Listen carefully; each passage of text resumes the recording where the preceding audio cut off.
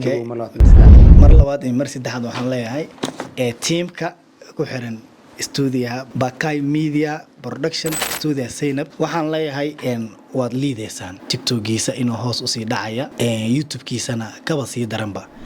juhudka iyo waqtiga badan oo nagu bixinaya waxa ugu filnaa hal saac gudihiis inuu hurdo laakiin wuxuu asiga aad u jecel yahay bulshada waxyaabo fara badan inuu la wadaago shaqadan iyo hirigtaan iyo dhibaatadan idinka dartiina ugu jira waxa idinkana nigala baahan yahay YouTube-kiisa nin dhan oo magaalo fadhiya oo qoomiyad dhan yani u taagan qabiil walbana u taagan inuu maanta ka soo dhex muujiyo studio-hiisa waxaan ka rajaynayaa ummadda islaamka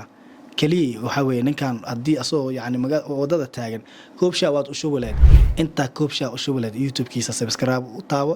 like-tii commentiga iyo share-ka waa dhankiina follow waxaan ka leeyahay TikTok-ga wuxuu mudan yahay 3 milyan in la gaarsiiyo Bakai Media Production Zainab Studio dhammaan teamka idinku xiran waxaan leeyahay assalaamu calaykum waraxmatullaahi wabarakaatuh Ramadan mubaarak insha Allah